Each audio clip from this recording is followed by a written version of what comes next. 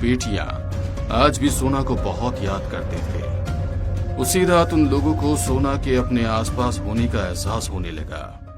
पापा, आपको भी लगा ना कि मम्मी यहाँ पर है? हाँ, मुझे उसकी खुशबू आ रही है। सोना, तुम यही हो ना? कहाँ हो? कहाँ हो तुम? सामने आओ सोना, एक बार हमारे सामने आ जाओ सोना। राहुल और उसकी दोनों बच्चियों को सोना नजर आने लगी। दोनों लड़कियां बहुत खुश हो गई क्योंकि उनकी माँ उन्हें छोड़कर कहीं नहीं गई थी, बल्कि उन्हीं के पास थी। सोना अब नॉर्मल इंसान की तरह अपने बच्चों के साथ खेलती और पति से बातें करती। ममता जी हैरान थी कि उनके घर में ये क्या हो रहा है। उनके बेटे के कमरे से उसके साथ साथ किसी स्त्री के भी हंसने की आवाज आ रही थी। ममता जी कुछ दूर खड़ी होकर कुछ बातों को सुनने की कोशिश कर रही थी, मगर सही से कुछ समझ नहीं आ रहा था। तभी अचानक से दरवाजा खुला और उनका बेटा राहुल बाहर आया। उसकी आंखें गुस्से में लाल थी। साड़ी पहने हुए उसने पूरा महिलाओं की तरह मेकअप किया हुआ था। उसकी ये दशा देखकर ममता जी जोर जोर से चीख पड़ी। क्या हुआ मम्मी जी? आप परेशान लग रही हैं। आप तो खुश थी कि मैं इस दुनिया से चली गई, मगर मैं लौटकर आ गई हूँ अपने राहुल के पास, अपने बच्चों के पास। मुझे उन लोगों से कोई दूर नहीं कर सकता। उन लोगों को मैं अपने साथ लेकर जाऊंगी। कोई मुझे नहीं रोक सकता।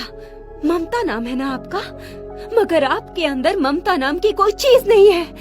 एक अजन्मे बच्चे को मारने के लिए आपने अपने बेटे का घर उजाड़ दिया। अब आप अकेले ही रहना यहाँ। कहते हुए राहुल जोर जोर से हंसने लगा और अचानक बेहोश हो गया।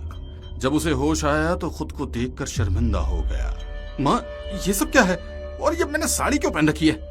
राहुल की बात सुनकर ममता जी जब उसे सारी बात बताती हैं, अपनी बच्चियों की सुरक्षा के लिए अपनी माँ के साथ अपने गांव जाकर पंडित जी से रक्षा सूत्र बनवा कर आ गया। उस रक्षा सूत्र के कारण अब सोना की आत्मा राहुल के शरीर के भीतर नहीं जा पा रही थी और ना ही राहुल से और ना ही अपनी बच्चियों से कोई बात कर पा रही थी। वो गुस्से में ममता जी के सामने आकर बोली, तुम्हें क्या लगता है तुम मुझे मेरे पति और बच्चों से दूर कर दोगी? नहीं, कभी भी नहीं। मैं उन्हें अपने साथ लेकर ही जाऊंगी और तुम यहाँ पर रहना अकेली। कहते हुए गुस्से में उसने पूरे घर का सामान अस्त व्यस्त कर दिया। उसकी आत्मा का रौद्र रूप देखकर ममता जी परेशान हो गई।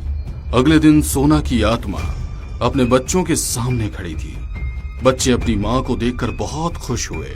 आओ बेटा, मेरे पास आओ। सोना के बुलाने पर दोनों लड़कियां उसकी तरफ बढ़ने लगी। तभी सोना ने उन्हें रुकने का इशारा किया।